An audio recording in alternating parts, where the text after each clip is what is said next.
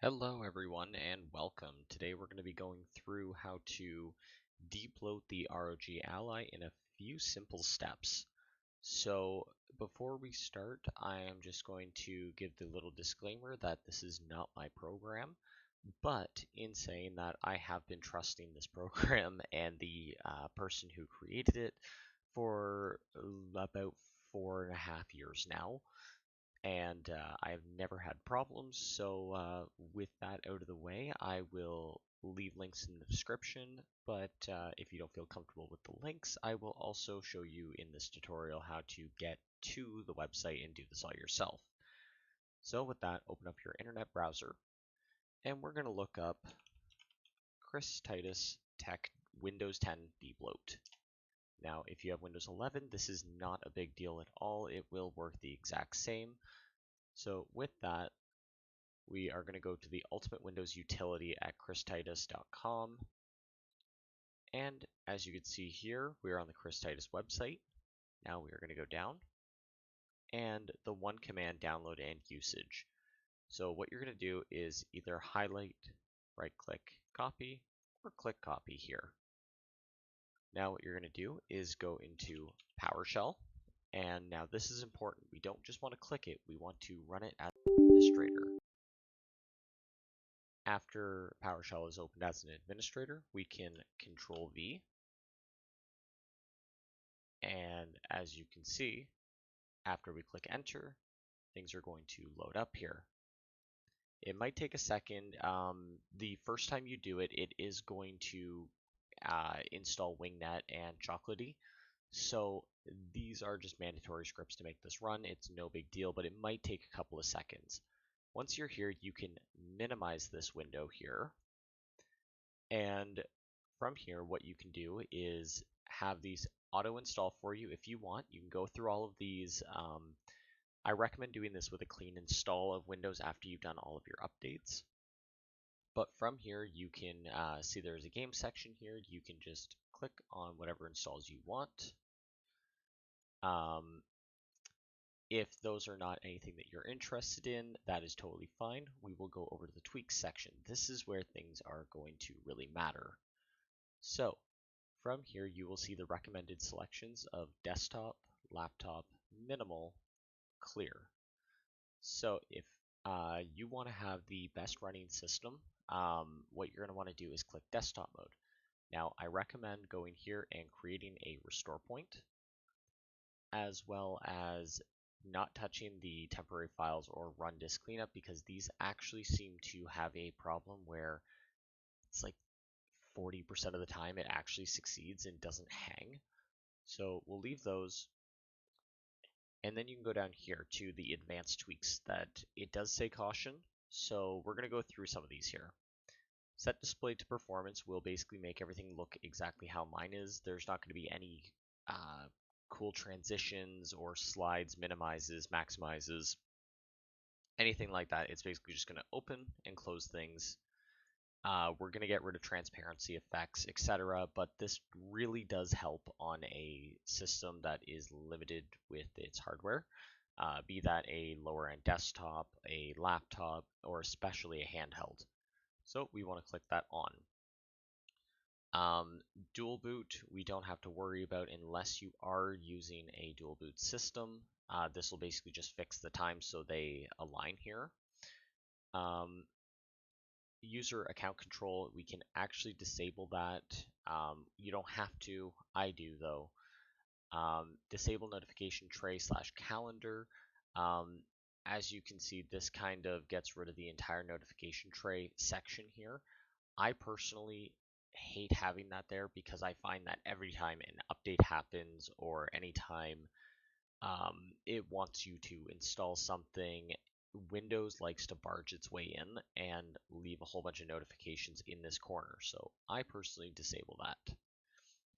Now here are two apps here that two sections here that I'd like to talk about. One is removing all Microsoft Store apps.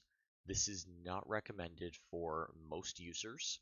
For me personally, I do.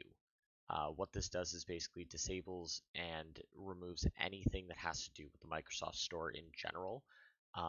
So that means if you wanted to play Xbox Game Pass, cloud gaming, what else are we talking about? Any games that you downloaded that are cross-compatible with Xbox, so Minecraft, etc.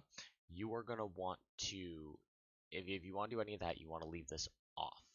If you don't care about that stuff, you are going to want to click to remove it. It will basically remove anything that is Microsoft related except for basic compatibility tools. Now, in saying that, the Microsoft Store will still be there, so you can open it back up, you can re-download stuff, but it is a bit of a hassle if there are things that you want on there. Like I said, be that Xbox Game Pass or cloud gaming, because there are about 4 or 5 components that go towards those things. With that out of the way, removing Microsoft Edge. This is also not recommended, I guess, but for a lot of people, they don't understand that it is a Chromium browser. So what happens is it constantly is collecting data and sending it to Microsoft. Regardless, it's collecting data though. And not only is that not great for your privacy, but to add on to this, we are also dealing with CPU and RAM usage constantly going to Microsoft Edge. You will probably be able to see if you right click your taskbar and then go to the task manager, you will be able to see in here, I don't have Microsoft Edge, but if you were to look for Microsoft Edge here, even with it closed, you will see that Microsoft Edge is running, and it's usually about 6 to 8 processes that are running constantly, taking up CPU and RAM. So if you have another browser in mind that you already have installed, then I would recommend getting rid of it. If not, and you like Edge or whatever the case, you can leave this unchecked. But that does give a hefty boost to your overall system health and gives you extra headroom for gaming. Another thing is removing OneDrive. I personally don't remove it from here. I will always go and download stuff. I will go and uninstall everything right from the add or remove programs and stuff like that when it comes to OneDrive, because OneDrive is an annoying tool to me personally, and I do backups all the time, so it really doesn't matter to me. But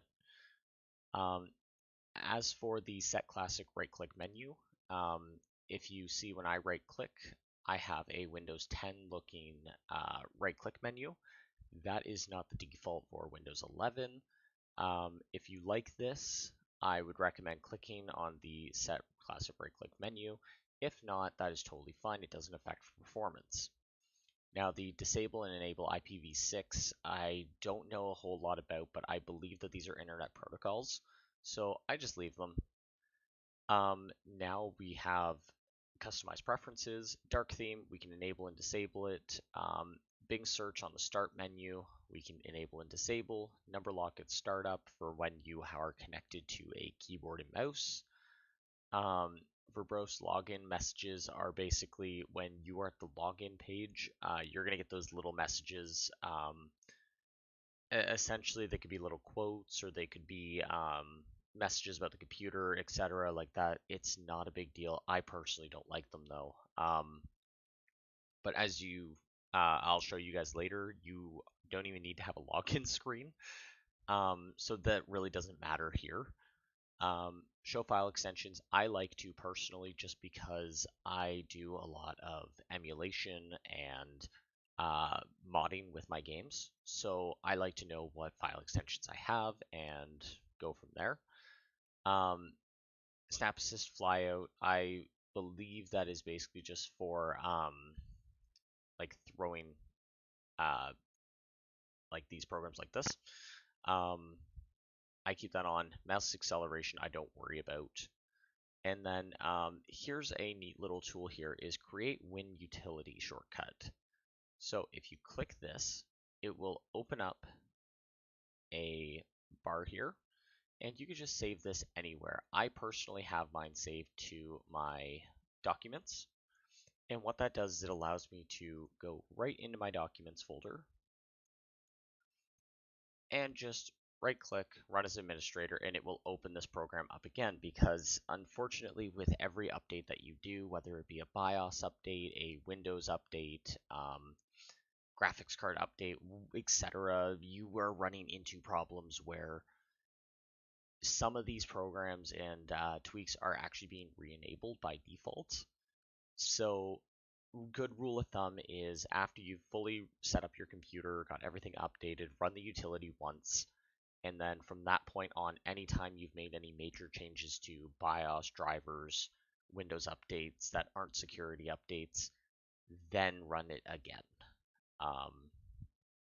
Now, another thing here, I don't recommend it for a handheld, obviously, because it's going to use a ton of power that it doesn't need, is the add and activate Windows Ultimate Performance Plan. These are used for high-end computers, big gaming desktops with like 3080s and Ryzen 9s or i7, i9 processors and stuff. Basically, it's going to push the maximum clocks, maximum power, maximum GPU speeds that it possibly can at all given times. So keep this in mind if you are maybe using the Ally as a desktop replacement that's always hooked up, or your own desktop at home, because this does not just apply to the Ally, this applies to everything. But I personally would not recommend it on the Ally itself. So once you're done and you have picked all of these settings that you want, you're going to want to run the tweaks. Now, I'm not going to do it because I'm not sure how it's going to affect the recording, but you will basically see a whole list go down, disabling programs, deleting things, going through this PowerShell window. When that's done, you're going to get a pop-up that says tweaks are complete. And then when that's done, you can move on to the next settings. Now, configuration. This is kind of more up to you guys what you want to do here.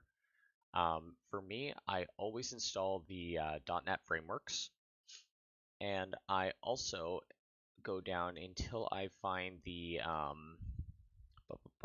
set up auto login. So what you can do here is install your features, whatever you want to do here. If not, it's not mandatory. But the setting up the auto login, you will click it, and what it will do is bring you to a page where it'll bring up a pop-up, and it'll have your username. And what you're going to want to do is put in your password. Everything is encrypted, but essentially what it does is it will bypass the Windows login screen and automatically log you in at startup. So you don't have to use the fingerprint scanner, you don't have to use the touch screen to put in your 4-digit password or whatever the case may be. It will automatically log you in. This is great if this is your very own device where you're not worried about anyone else touching it, getting into it, anything like that. If you are sharing the system and have multiple accounts, this might not be for you, but for me personally, this is what I do.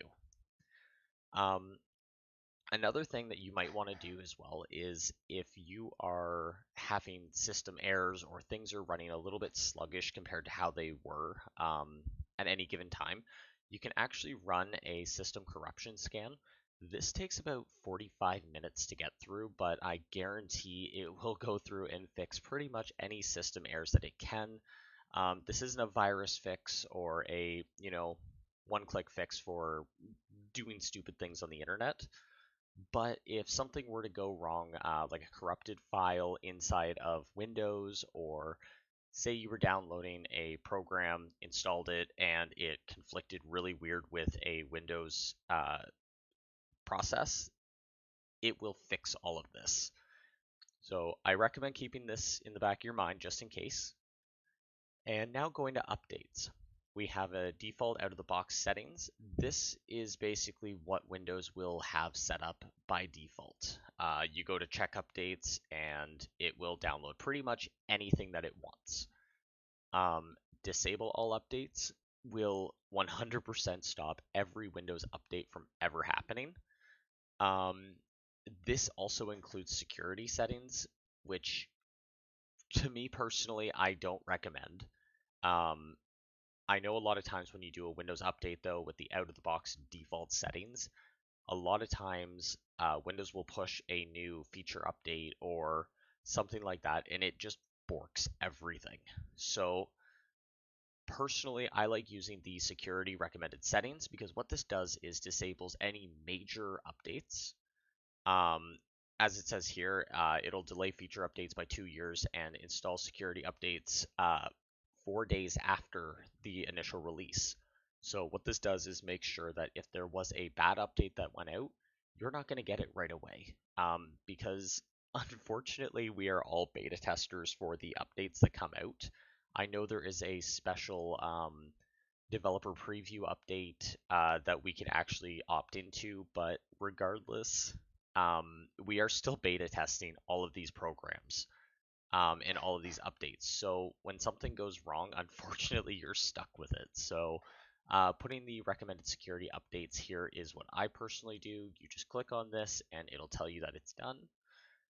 And yeah, we are done from there. Last thing though is if you wanted to make your own like your own Windows 11 or Windows 10 disk, that's basically pre-debloated and everything is right from the start how you want it to be with, say, all of these tweaks, you can actually make that here. So I have never done this, but I would recommend if you are someone that likes to reinstall your operating systems, mess with operating systems, this would be the place to go.